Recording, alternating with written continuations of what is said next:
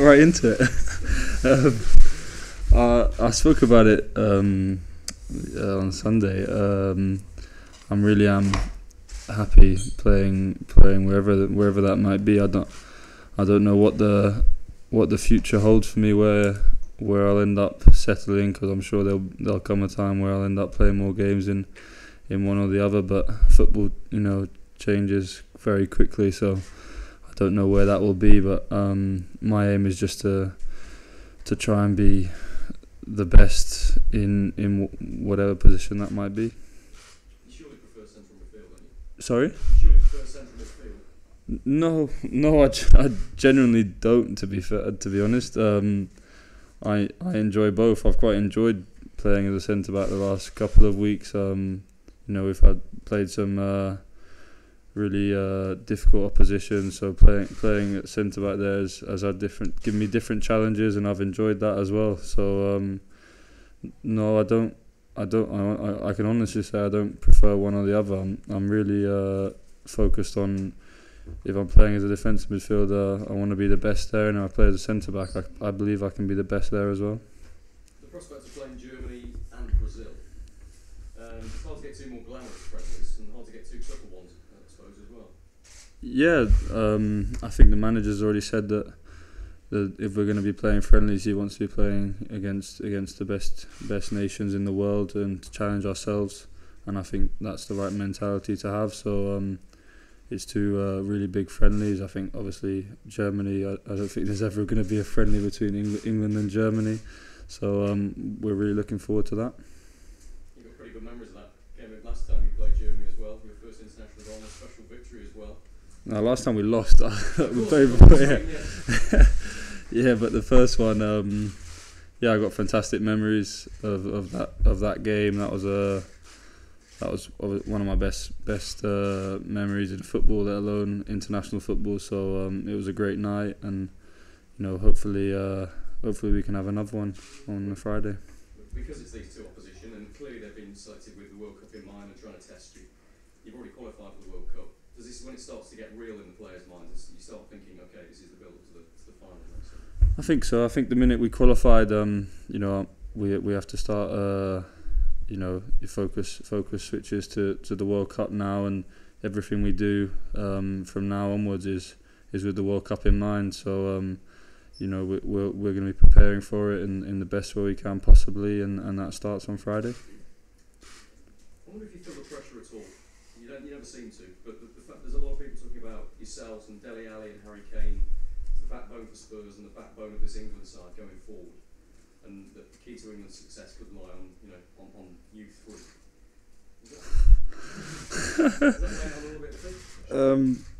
The way you said it there, maybe, but I don't think it's the case really. I think we've spoken about this with my club recently as well, and I can honestly say I think football's becoming more and more a game.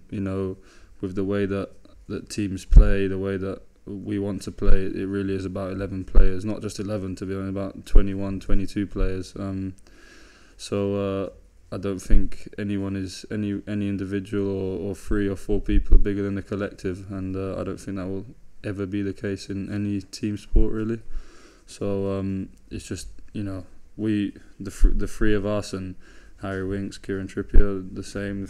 Us from Spurs, we want to all play for England and all keep doing very well for our clubs, and hopefully take that into international football as well.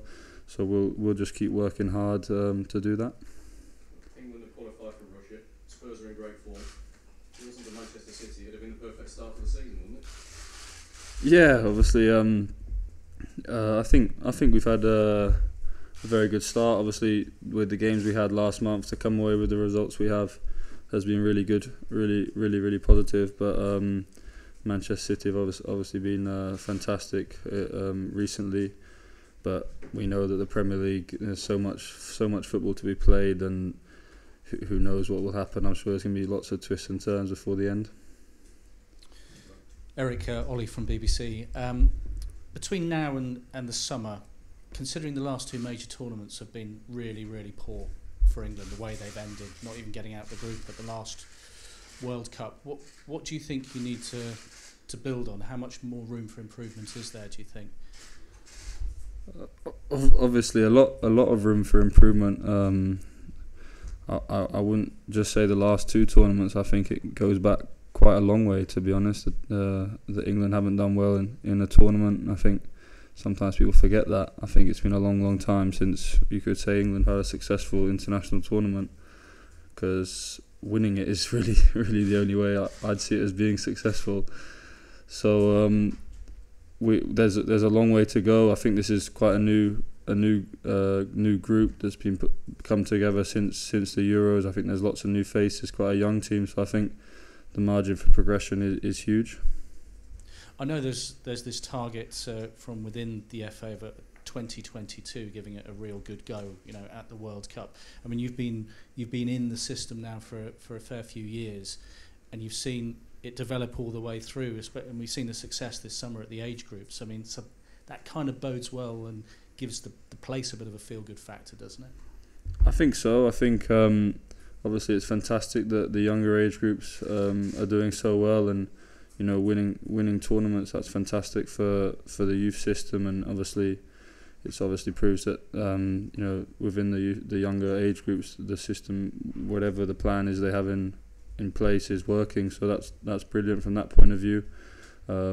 As for ourselves, as I said before, it's just I don't think we can take much confidence ourselves from what they've done, but it's fantastic for England as a country, and I guess it puts a bit more pressure on us to do well as well. The last squad that Gareth put together, he was very honest, saying, look, there's a handful of you here that I probably wouldn't usually pick. You don't probably deserve to be in this squad. But he certainly flipped that around for this squad, and it's going to keep all of you in your toes when he's going to, if you're not getting game time for your clubs, what he's pretty much inferred regarding Chris Smalling, Daniel Sturridge, Alex Oxlade-Chamberlain. You get a sense that things are getting very serious now.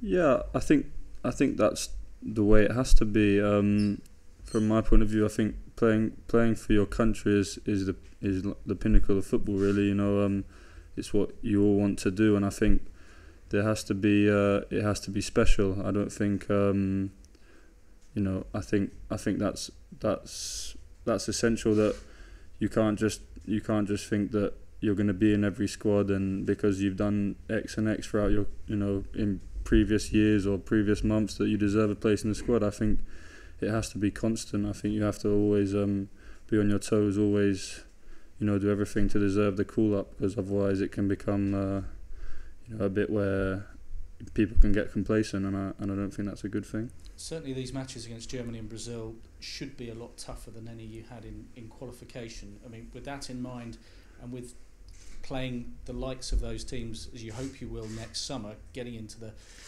the latter stages of the tournament, do you walk out at Wembley? Do you hope that Gareth sets you up in such a mindset that you're thinking of this as being a World Cup quarter-final, a World Cup semi-final, to really take these friendlies as they are, as seriously as possible? Yeah. Personally, I don't like to get too ahead of myself, so I take one game at a time. Really, I don't want to be thinking about the World Cup now, because that's a very dangerous thing to do. I'm just thinking about two international friendlies, but I don't really see them as friendlies. I think when big nations play each other, all the games that I've played in against other big nations, it's never really felt like a friendly. So I don't think it will have that feeling in both games. But I think it's just important to take every game as it comes and go into every game obviously with a game plan in place, and I'm sure we will have, and go out there to try and win. Well, there's still a lot riding on them, because there is, of course, in any sport, there's a possibility that England could be embarrassed, a little bit humbled perhaps in one of these matches. And that's dangerous in itself, because you don't want to have that. That would be detrimental to building for the World Cup. It is a bit of a risk taking on some of the biggest nations, the world champions, coming up in a few days' time. Yeah, I don't really see it as a risk. If we get embarrassed, then there's obviously a lot more to work on. If we don't, we're obviously on the right path. I think if we want to be prepared for the one of the biggest sporting events in the world. We have to prepare facing the best. So I think that's the best way to go about it, really. The manager's had a bit of experience, as you have, with playing Germany, and Andreas Kupke, who was the German goalkeeper back in Euro '96, who saved from Gareth. He's going to be in the opposite dugout. He's the German goalkeeping coach. I wonder if you'll remind Gareth of that. Do you think he'll draw on his experiences of playing against Germany? Yeah, I think the guy being in the other dugout doesn't really matter, to be honest. But it might give Gareth a few sort of. Yeah, I think the manager's already passed on the experience that he's been through in an England shirt, and I think that's really valuable because we're in a position where the manager has played for England and been in good places as an England player and bad places as well. So he has a lot of experience in both situations, and it's really important. I think that we can go to him for that kind of advice because he's been through a lot. Thank you. Before we move on to the 10:30 embargo, we'll have a couple from Simon Johnson from the Standard. Hi Eric, Gareth Southgate is after the last England game said we're now going to play three at the back as far as he's concerned. Do you think that formation suits the current squad, given that so many of you play for your clubs? Yeah, I think if a lot of the players are playing it for their club sides, then that's obviously a positive because they'll be used to the system. So from that point of view, I think so. And whatever system the manager wants to play, I think at the same time the players are all good enough to be able to adapt to any formation or style that the manager wants. This being the case that lots of players play in that system for their club is obviously a positive, though. He's played it a few times already. I think the first time was against Germany, the game you referred to early on that you lost. Yeah. How do you think it's sort of gone so far with England, and where do you think, sort of perhaps compared to Tottenham, that perhaps England needs to sort of improve? I don't really want to compare England to Tottenham because it's two completely different things. From England's point of view, I think in the Germany game when we played that system, for the first time, I think there were lots of positives to take from it. I thought the performance that day was good in general. Obviously, they scored a fantastic goal, but the performance was good. I think that we can draw lots of positives from that, and it's obviously the formation that's in style a bit at the moment. I think it's sort of the evolution of football, really, where with four at the back, teams wanted to play very attacking fullbacks, and with a back five, I think you that gives you just a bit more security to do that.